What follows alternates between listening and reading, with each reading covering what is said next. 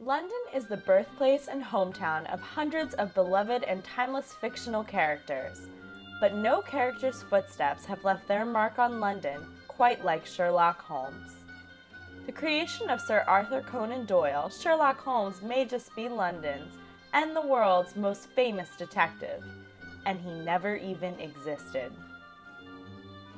This is A Study in Sherlock. In 1886, a failed doctor turned author named Arthur Conan Doyle wrote the first Sherlock Holmes story, A Study in Scarlet. When it was published a year later, the character of Sherlock Holmes immediately captivated audiences by solving crimes with his amazing powers of deduction. He's not like us. He's cleverer than us. This character who is peculiarly able to understand the behaviour, the actions of others, who sees in the world what we all want to see, which is, in a way, everything means something, everything tells you about what people have been doing. He's clever, he's dashing, he's a bit mysterious. He lives on the edge a bit, he's a drug addict. He's a crime fighter, he plays violin very badly. He's got this kind of buddy relationship with Watson. I mean, it's just a very compelling character. We could all know Sherlock Holmes, even if we couldn't actually be him. So Holmes is not a superhero. He doesn't have any supernatural or super scientific powers. They're all human powers. They may be beyond the rest of us, but as we read the stories, we can think to ourselves, oh yeah, if I put my mind to it, I could do that. We probably couldn't, but it's nice to think we could. It's kind of forensic thinking as well as forensic science. During Study in Scarlet, he says to Watson, in solving a problem of this sort, the grand thing is to be able to reason backwards. Most people, if you describe a train of events to them, will tell you what the result will be of that train of events. They can put those events together in their minds and argue from that something will come to pass, something will happen. There are a few people, however, who, if you told them the result, would be able to evolve from their own inner consciousness what the steps would be which led to that result. This power is what I mean when I talk of reasoning backwards. What it is that the Sherlock Holmes stories dramatise, the idea of a human being able to understand the world more thoroughly and deeply than we normally do. The stories of Sherlock Holmes became so popular that Conan Doyle ultimately wrote 56 short stories about the character in addition to 4 novels. His stories have been translated into 98 languages, and there have been countless numbers of Holmes adaptations. It's quite important to know that Arthur Conan Doyle, the author of these stories, isn't a kind of major literary figure. Although the character of Sherlock Holmes experienced immediate popularity and continues to be popular today, there is much debate about the actual quality of Conan Doyle's writing. I think it was obvious to people that Arthur Conan Doyle's not a great writer. He really isn't a great writer. Conan Doyle was a cracking good writer. No matter which side of the debate you fall on, it is clear that the Sherlock Holmes stories are not considered part of the literary canon. Even though I was teaching sometimes 19th century literature, Sherlock Holmes wasn't really part of that. You can't probably make your career as a literary academic just being an expert on Sherlock Holmes. You probably can make your career just being an expert on Shakespeare or Henry James or Herman Melville, but not just on Sherlock Holmes. Even Conan Doyle grew to resent the Sherlock Holmes novels because he did not think they were serious literature. Conan Doyle wrote Holmes basically to make money, but his great love was writing historical novels. And it got to be a bit aggravating to him that basically his milk cow was the one getting all the attention rather than what he regarded as his more important works. Doyle wanted to kill Holmes off. He'd had enough of him. And he toppled him over the Reichenbach Falls in a sort of death grip with Professor Moriarty, but then he had to bring him back by popular demand. In the end, he wanted to be taken seriously for those other works, and he never was, and he never will be, and that was a kind of torment to him.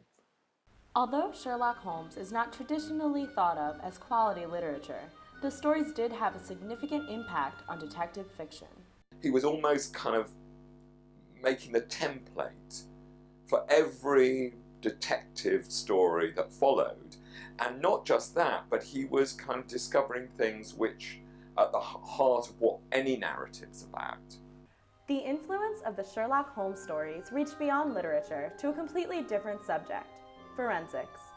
Sherlock Holmes was truly a character that was ahead of his time. Forensic science did not exist in the Victorian era, and yet he was already using techniques that 21st century detectives are using today. He was the first person to practice ballistics in, I think it was 1912, and that didn't really become more of a refined art and used in a court case until the St. Valentine's Day massacre in the 30s. So you could see how much he was shunting things forward.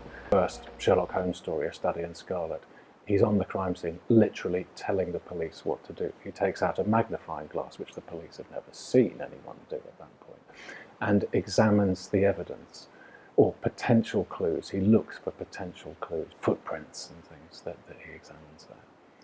And judges the weight and height of someone from the footprints. Again, that's another science which didn't begin really to start until the 1970s. I met a lot of forensic scientists, and almost every one of them said to me they owed a debt to Sherlock Holmes, whether it was in choosing their vocation as a forensic scientist, whether it was in the tools that they used. Sherlock was a touchstone for some of the great names in forensic science. They're not well known to the general public, but Henri Locard, the French detective who started the first crime lab. I genuinely believe that if Sherlock Holmes hadn't, I was going to say existed, but he never existed, but if Sherlock Holmes hadn't been created by Conan Doyle, forensic science would be probably about half a century behind where it is now.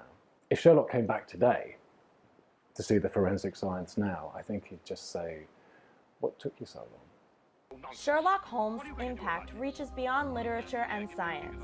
He's also had a huge impact on popular culture, becoming one of the most recognizable fictional characters ever created. Sherlock Holmes is, by most measures, the most frequently represented character in the history of world fiction. There has to be a reason for that. It's an odd thing. Sherlock Holmes is one of the several fictional characters, possibly the best known, who is actually better known than his creator. I can't think of another fictional character who people believed was real. They don't think that of James Bond, for example. I mean, he's been pitted in science fiction, in supernatural stories, in parodies, some of them very good. Games, computer games, board games, card games. Underwear. Oh God, yes. Pillows, cushions, furniture. They even have costumes for pets. Oh, yes. Yes, you can buy costumes for your pets, Sherlock costumes. You just have to look online and the range is extraordinary. There's pornography as well. Oh, yeah. Sherlock's impact is not only global, it is also personal. People like Roger Johnson and Gene Upton have been brought together through Sherlock Holmes. We had known each other by correspondence through the newsletter which I wrote and distributed. Gene was one of my first transatlantic subscribers. Yeah. Dame Jean Conan Doyle, Sir Arthur's daughter, was a sort of mentor. The following year, when we were married in England, she came to our wedding and she said to one of the other guests, "My father would have loved this." Through Sherlock Holmes, I mean, not only have I got a wife, God bless you, ma'am, but friends pretty much all over the world. Oh, yeah. And I don't mean the sort of friends who can unfriend you on Facebook or what have you, but people that I really share an interest with. Yeah. Not surprisingly, fans of Sherlock Holmes have flocked to London to see where their favorite detective lived, worked, and played. Their first stop is often the Sherlock Holmes Museum at Holmes' famed address 221B Baker Street. And the Sherlock Holmes walking tour is always a popular weekend activity.